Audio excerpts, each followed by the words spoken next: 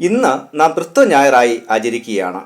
ഇന്നത്തെ ചിന്തയ്ക്കായി നമുക്ക് നൽകപ്പെട്ട ചിന്താവിഷയം തൃത്വം സ്നേഹത്തിൻ്റെ ദിവ്യമായ കൂട്ടായ്മ എന്നുള്ളതാണ്. തൃത്വം എന്നത് ക്രിസ്തീയ വിശ്വാസത്തിലെ പ്രധാനമായ ഒരു ആശയമാണ്. ഇത് പിതാവ്, പുത്രൻ, പരിശുദ്ധാത്മാവ് എന്നീ ദൈവത്തിൻ്റെ 3 ആളത്വങ്ങളെ കുറിക്കുന്നു. തൃത്വം എന്നത് ഒരു ദൈവശാസ്ത്രപരമായ ആശയം മാത്രമല്ല, അത് ദൈവസ്നേഹത്തിൻ്റെ ശാശ്വതമായ കൂട്ടായ്മയെ അനുസ്മരിപ്പിക്കുന്നു. ക്രിസ്തീയ വിശ്വാസം ഏകാന്തതയിൽ നിലകൊള്ളുന്ന ഒരു ദൈവത്തെയല്ല, ബന്ധങ്ങൾക്ക് പ്രാധാന്യം നൽകുകയും കൂട്ടായ്മയിൽ വസിക്കുവാൻ ആഗ്രഹിക്കുകയും ചെയ്യുന്ന ദൈവത്തെയാണ് പ്രഖ്യാപിക്കുന്നത്. ഇപ്രകാരം പിതാവായ ദൈവം സ്നേഹത്തിൻ്റെയും, പുത്രനായ ദൈവം വീണ്ടെടുപ്പിൻ്റെയും, പരിശുദ്ധാത്മാവായ ദൈവം ജീവൻ നൽകുകയും വിശ്വാസികളെ ശക്തീകരിക്കുകയും ചെയ്യുന്നതിൻ്റെയും പ്രതീകങ്ങളാണ്. ദൈവിക തത്വം നമ്മെ ഓർപ്പിക്കുകയും പഠിപ്പിക്കുകയും ചെയ്യുന്ന സത്യം, പ്രപഞ്ച സൃഷ്ടിയുടെ ഉദ്ദേശം അധികാരവും ഭയവും ഏകാന്തതയുമല്ല, സ്നേഹവും കൂട്ടായ്മയും സഹവർത്തിത്വവുമാണ്. ഒന്നാമത്തെ ചിന്ത, ദൈവത്തിൻ്റെ രക്ഷാപദ്ധതി തൃത്വത്തെ വെളിപ്പെടുത്തുന്നു. ദൈവത്തിൻ്റെ രക്ഷാപദ്ധതി തൃത്വത്തെ വെളിപ്പെടുത്തുന്നു. യെശയ്യാവ് 48 അധ്യായം 12 മുതൽ 17 വരെയുള്ള വാക്യങ്ങളിൽ ദൈവം ഇസ്രായേൽ ജനത്തോട് ഇപ്രകാരം പറഞ്ഞിരിക്കുന്നു: ഞാൻ ആദ്യനും അന്ത്യനുമാകുന്നു. യെശയ്യാവ് 48 അധ്യായം 12 വാക്യം. ദൈവം തന്നെ ചരിത്രത്തിനും സൃഷ്ടിക്കും പരമാധികാരിയായി വെളിപ്പെടുത്തിയിരിക്കുന്നു. എന്നാലും 16 വാക്യത്തിൽ ഇപ്രകാരം പ്രസ്താവിക്കപ്പെടുന്നു: ഇപ്പോഴോ യഹോവയായ കർത്താവ് എന്നെയും തൻ്റെ ആത്മാവിനെയും അയച്ചിരിക്കുന്നു. ത്രിയേക ദൈവത്തിൻ്റെ അതിശ്രേഷ്ഠമായ പ്രവർത്തനങ്ങളെക്കുറിച്ചാണ് ഇവിടെ പറഞ്ഞിരിക്കുന്നത്.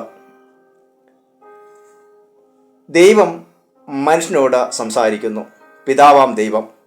അതോടൊപ്പം മനുഷ്യനോട് സംസാരിക്കുവാനായി ദൈവം തൻ്റെ പുത്രനെ അയക്കുന്നു, പുത്രനാം ദൈവം. ക്രിസ്തീയ ദൗത്യ നിർവഹണത്തിൽ ദൈവസാന്നിധ്യമുണ്ട്. പരിശുദ്ധാത്മാവാം ദൈവം പിതാവ് അയക്കുന്നു, പുത്രൻ പിതാവിനാൽ അയക്കപ്പെടുന്നു, പരിശുദ്ധാത്മാവ് വ്യക്തികൾ വസിക്കുകയും ശക്തീകരിക്കുകയും ചെയ്യുന്നു. ഇവിടെ ദൈവം തന്നെ 3 ആളത്വങ്ങളുടെ കൂട്ടായ പ്രവർത്തനങ്ങളിലൂടെ മനുഷ്യൻ്റെ രക്ഷയ്ക്കായി പ്രവർത്തിച്ചുകൊണ്ടിരിക്കുന്നു. ഇപ്രകാരം തൃത്വം എന്നത് ഒരാശയം മാത്രമല്ല, മനുഷ്യനെ രക്ഷിക്കുവാനുള്ള ദൈവിക പദ്ധതിയുടെ ഭാഗമാണ്. ദൈവം ഒരിക്കലും മനുഷ്യൻ്റെ കഷ്ടതകളിൽ നിന്ന് അകന്ന് നിൽക്കുന്നില്ല. പിതാവാം ദൈവം നമ്മെ സ്നേഹിക്കുന്നു. പുത്രനാം ദൈവം ചരിത്രത്തിൻ്റെ ഭാഗമായിക്കൊണ്ട് മനുഷ്യനെ വീണ്ടെടുക്കുന്നു. പരിശുദ്ധാത്മാവ് തൻ്റെ സാന്നിധ്യത്താൽ അനുദിനം നമ്മെ നയിക്കുന്നു. ഈ ത്രിയേക ദൈവത്തിൻ്റെ അത്യത്ഭുതകരമായ രക്ഷാപദ്ധതിയെ മനസ്സിലാക്കുകയും ഉൾക്കൊള്ളുകയും രക്ഷയുടെ അനുഭവം പ്രാപിക്കുവാനും നമുക്ക് ഇടയാകണം. രണ്ടാമത്തെ ചിന്ത, ദൈവസ്നേഹം തൃത്വത്തെ വെളിപ്പെടുത്തുന്നു. ദൈവസ്നേഹം തൃത്വത്തെ വെളിപ്പെടുത്തുന്നു. എഫേസ്യർ 1 അധ്യായം 3 മുതൽ 6 വരെയുള്ള വാക്യങ്ങളിൽ അപ്പോസ്തലനായ പൗലോസ് തൃത്വത്തിൽ അധിഷ്ഠിതമായ ഒരു വാക്യം നമുക്ക് നൽകി തരുന്നു. എഫേസ്യർ 1 അധ്യായം 3 വാക്യം: സ്വർഗത്തിലെ സകല ആത്മീയ അനുഗ്രഹത്താലും നമ്മെ ക്രിസ്തുവിൽ അനുഗ്രഹിച്ചിരിക്കുന്ന നമ്മുടെ കർത്താവായ യേശുക്രിസ്തുവിൻ്റെ ദൈവവും പിതാവുമായവൻ വാഴ്ത്തപ്പെട്ടവൻ. അപ്പോസ്തലനായ പൗലോസ് ദൈവത്തിൻ്റെ നിത്യമായ രക്ഷാപദ്ധതിയെക്കുറിച്ചാണ് ഇവിടെ സംസാരിക്കുന്നത്. 4 വാക്യത്തിൽ ഇപ്രകാരം നാം കാണുന്നു: നാം തൻ്റെ സന്നിധിയിൽ വിശുദ്ധരും നിഷ്കളങ്കരും ആകേണ്ടതിന് അവൻ ലോകസ്ഥാപനത്തിനു മുമ്പേ അവനിൽ തിരഞ്ഞെടുത്തു. ലോകസ്ഥാപനത്തിന് മുമ്പ് തന്നെ ദൈവം ക്രിസ്തുവിലൂടെ മനുഷ്യരാശിയെ തിരഞ്ഞെടുത്തു. ഇത് സൂചിപ്പിക്കുന്നത് രക്ഷ എന്നത് മനുഷ്യൻ്റെ പരിശ്രമത്തിലൂടെയല്ല, ദൈവിക പദ്ധതിയിലൂടെയാണ് യാഥാർത്ഥ്യമാകുന്നത്. ദൈവം നമ്മെ സ്നേഹിക്കുകയും കരുണ കാണിക്കുകയും ചെയ്യുന്നു. എഫേസ്യർ 1 അധ്യായം 5-6 വാക്യങ്ങൾ: തിരുഹൃദയത്തിൻ്റെ പ്രസാദപ്രകാരം യേശുക്രിസ്തു മുഖാന്തരം നമ്മെ ദത്തെടുക്കേണ്ടതിന് അവൻ പ്രിയനായവനിൽ നമുക്ക് സൗജന്യമായി നൽകിയ തൻ്റെ കൃപാമഹത്വത്തിൻ്റെ പുകഴ്ചയ്ക്കായി സ്നേഹത്തിൽ നമ്മെ മുൻനിയമിക്കുകയും ചെയ്തുവല്ലോ.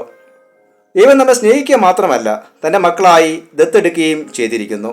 അങ്ങനെ മനുഷ്യനുമായി കൂട്ടായ്മ ആചരിക്കുവാൻ ദൈവം ആഗ്രഹിക്കുന്നു എന്ന വസ്തുത ഈ വാക്യത്തിലൂടെ വെളിവാകുന്നു. രക്ഷ എന്നത് ദൈവസ്നേഹത്തിൽ അധിഷ്ഠിതമാണ്. മനുഷ്യനുമായി കൂട്ടായ്മ ആഗ്രഹിച്ചതും അതിന് തുടക്കമിട്ടതും ദൈവമാണ്. ദൈവിക തൃത്വത്തിലെ കൂട്ടായ്മയെ അനുസ്മരിപ്പിക്കുന്നു.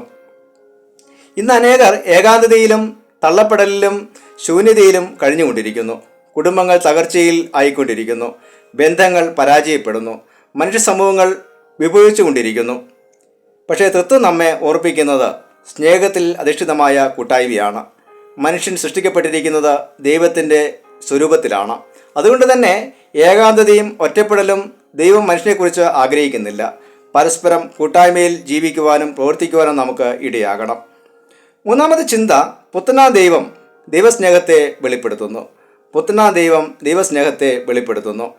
യോഹന്നാൻ 3:16 തൻ്റെ ഏകജാതനായ പുത്രനിൽ വിശ്വസിക്കുന്ന ഏവനും നശിച്ചു പോകാതെ നിത്യജീവൻ പ്രാപിക്കേണ്ടതിന് ദൈവം അവനെ നൽകുവാൻ തക്കവണ്ണം ലോകത്തെ സ്നേഹിച്ചു. ഇവിടെ പിതാവാം ദൈവത്തിൻ്റെ സ്നേഹം തൻ്റെ പുത്രനായ യേശുക്രിസ്തുവിലൂടെ വെളിപ്പെടുത്തുന്നു. ദൈവസ്നേഹത്തിൻ്റെയും കരുണയുടെയും വെളിപ്പാടാണ് യേശുക്രിസ്തുവിലൂടെ നാം ദർശിക്കുന്നത്. കുരിശ് തൃത്വസ്നേഹത്തെ വെളിപ്പെടുത്തുന്ന അതിശ്രേഷ്ഠമായ ഇടമാണ്. പിതാവ് പുത്രനെ നമുക്കായി നൽകി. പുത്രൻ മനുഷ്യാശിയുടെ വീണ്ടെടുപ്പിന് വേണ്ടി കാൽവരി ക്രൂശിൽ സ്വയം യാഗമായി തീർന്നു. പരിശുദ്ധാത്മാവായ ദൈവം വിശ്വാസികൾക്ക് വീണ്ടെടുപ്പ് ലഭ്യമാക്കുന്നു. ദൈവത്തിൻ്റെ രക്ഷണീയ പ്രവൃത്തിയിൽ ദൈവിക ആളത്വങ്ങൾ ഐക്യത്തിൽ ഒരുമിച്ച് പ്രവർത്തിക്കുന്നു. യേശു ഈ ലോകത്തിൽ വന്നത് ദൈവമായിട്ടുള്ള കൂട്ടായ്മയിലേക്ക് മനുഷ്യനെ നയിക്കുവാനാണ്. അതുകൊണ്ട് പാപത്താൽ ദൈവത്തിൽ നിന്ന് അകന്നു പോയവർക്ക് യേശുക്രിസ്തുവിലൂടെ ദൈവസന്നിധിയിലേക്ക് പ്രവേശനമുണ്ട്. വെറുപ്പിൻ്റെയും അക്രമത്തിൻ്റെയും സ്വാർത്ഥതയുടെയും ആധിക്യമുള്ള ഒരു ലോക അന്തരീക്ഷത്തിൽ തൃത്വത്തിൽ ഉൾക്കൊണ്ടിരിക്കുന്ന ദൈവസ്നേഹത്തെ ലോകത്തിനു മുമ്പിൽ വെളിപ്പെടുത്തുവാൻ ദൈവം നമ്മെ വിളിച്ചിരിക്കുന്നു. അതുകൊണ്ട് ക്രിസ്തീയ വിശ്വാസികൾ പരസ്പര സ്നേഹത്തിലും ഐക്യത്തിലും വർദ്ധിക്കുവാനും ദൈവിക കൂട്ടായ്മയെ വെളിപ്പെടുത്തുവാനും വിളിക്കപ്പെട്ടവരാണ്. നാലാമത്തെ ചിന്ത, പരിശുദ്ധാത്മാവ് ദൈവത്തിൻ്റെ ജീവിക്കുന്ന സാന്നിധ്യം. പരിശുദ്ധാത്മാവ് ദൈവത്തിൻ്റെ ജീവിക്കുന്ന സാന്നിധ്യം. യോഹന്നാൻ 3:8 യേശു നിക്കോദെമോസിനോട് ഇപ്രകാരം പറഞ്ഞു: കാറ്റ് ഇഷ്ടമുള്ളിടത്ത് ഊതുന്നു, അതിൻ്റെ ശബ്ദം നീ കേൾക്കുന്നു, എങ്കിലും അത് എവിടെ നിന്ന് വരുന്നു എന്നും എവിടേക്ക് പോകുന്നു എന്നും അറിയുന്നില്ല. ആത്മാവിനാൽ ജനിച്ചവനെല്ലാം അതുപോലെ ആകുന്നു. പരിശുദ്ധാത്മാവ് ജീവിക്കുന്ന പ്രവർത്തനനിരതമായ ദൈവസാന്നിധ്യമാണ്. അത് ഹൃദയങ്ങളെയും മനസ്സുകളെയും രൂപാന്തരപ്പെടുത്തുകയും ദൈവമായുള്ള കൂട്ടായ്മയിൽ വ്യക്തികളെ നിലനിർത്തുകയും ചെയ്യുന്നു. എഫേസ്യർ 1:13 തൻ്റെ സ്വന്തം ജനത്തിൻ്റെ വീണ്ടെടുപ്പിന് വേണ്ടി തൻ്റെ മഹത്വത്തിൻ്റെ പൂഴ്ചയ്ക്കായിട്ട് നമ്മുടെ അവകാശത്തിൻ്റെ അച്ചാരമായ വാഗ്ദത്തത്തിൻ പരിശുദ്ധാത്മാവിനാൽ മുദ്രയിട്ടിരിക്കുന്നു. വിശ്വാസികൾ പരിശുദ്ധാത്മാവ് എന്ന വാഗ്ദത്തത്താൽ മുദ്രയിട്ടപ്പെട്ടിരിക്കുന്നു എന്ന് പൗലോസ് പറഞ്ഞിരിക്കുന്നു. അതുകൊണ്ട് ദൈവത്തിൻ്റെ നിത്യസാന്നിധ്യം പരിശുദ്ധാത്മാവിലും നമുക്ക് ലഭ്യമാണ്. അവൻ നമ്മെ സകല സത്യത്തിലും വഴി നടത്തുകയും നീതിയെക്കുറിച്ചും ന്യായവിധിയെക്കുറിച്ചും നമുക്ക് ബോധ്യം വരുത്തുകയും ചെയ്യുന്നു. ബലഹീനരെ ശക്തിപ്പെടുത്തുവാനും കഷ്ടത അനുഭവിക്കുന്നവരെ ആശ്വസിപ്പിക്കുവാനും പാപികൾക്ക് മാനസാന്തരം വരുത്തുവാനും സഭയെ ഐക്യപ്പെടുത്തുവാനും പരിശുദ്ധാത്മാവ് ഇടയാക്കുന്നു. പരിശുദ്ധാത്മാവിൻ്റെ സാന്നിധ്യമില്ലെങ്കിൽ ക്രിസ്തീയ സഭ ഒരു മതം മാത്രമായി അധപതിക്കും. പരിശുദ്ധാത്മാവ് ദൈവസ്നേഹം നമ്മിലൂടെ ലോകത്തിന് വെളിപ്പെടുത്തുന്നു. അതുകൊണ്ട് തൃത്വം എന്നത് വ്യക്തികളുടെ ജീവിതത്തിൽ അനുഭവവേദ്യമായ ദൈവിക പ്രവർത്തനമാണ്. നാം പരിശുദ്ധാത്മാവിൻ്റെ ശക്തിയാൽ പുത്രൻ മുഖാന്തരമാണ് പിതാവിനോട് പ്രാർത്ഥിക്കുന്നത്. ഈ ബോധ്യത്തോടെ ദൈവമായുള്ള ബന്ധവും കൂട്ടായ്മയും നിലനിർത്തുവാൻ നമുക്ക് കഴിയണം. ദൈവിക തൃത്വം എങ്ങനെയാണ് കൂട്ടായ്മയിൽ ഒരുമിച്ച് വസിക്കുന്നതെന്ന് മനുഷ്യനെ പഠിപ്പിക്കുന്നു. തൃത്വത്തിൽ ദൈവത്തിൻ്റെ 3 ആളത്വങ്ങൾ പരസ്പരം മേൽക്കോയ്മ ഭാവിക്കാതെ, മത്സരബുദ്ധി ഇല്ലാതെ, വിഭാഗീയതയില്ലാതെ ഒരുമിച്ച് പ്രവർത്തിക്കുന്നു. പരസ്പര സ്നേഹത്തിലൂടെ ഓരോ ആളത്വവും മറ്റൊന്നിനെ പ്രകീർത്തിക്കുകയും മഹത്വപ്പെടുത്തുകയും ചെയ്യുന്നു. ഇത് നമ്മുടെ കുടുംബ ബന്ധങ്ങൾക്കും സഭയ്ക്കും സമൂഹത്തിനും ഒരു മാതൃകയാണ്. അതോടൊപ്പം ക്രിസ്തീയ ദൗത്യത്തിൻ്റെ മാതൃകയും തൃത്വത്തിൽ നിന്ന് നമുക്ക് ലഭ്യമാകുന്നു. പിതാവ് പുത്രനെ ലോകത്തിലേക്ക് അയക്കുകയും പുത്രൻ മുഖാന്തരം മനുഷ്യനെ വീണ്ടെടുക്കുകയും പരിശുദ്ധാത്മാവിനാൽ വഴി നടത്തുകയും ചെയ്യുന്നു. ഈ ക്രിസ്തീയ ദൗത്യത്തിൻ്റെ മാതൃക നിർവഹിക്കുവാനും ദൈവം നമ്മെ വിളിക്കുന്നു. പരസ്പര സ്നേഹത്തിലും കൂട്ടായ്മയിലും ദൈവിക ദൗത്യം നിർവഹിക്കപ്പെടുവാൻ ഇടയാകണം. അങ്ങനെ നമ്മുടെ ഭവനങ്ങളും സഭയും സമൂഹവും ത്രിയേക ദൈവത്തിൻ്റെ സ്നേഹവും കൂട്ടായ്മയും അനുഭവിക്കുവാനും ലോകത്തിനു മുമ്പിൽ വെളിപ്പെടുത്തുവാനും ഇടയാകണം. അതിന് ദൈവം നമ്മെ സഹായിക്കുമാറാകട്ടെ. ആമേൻ.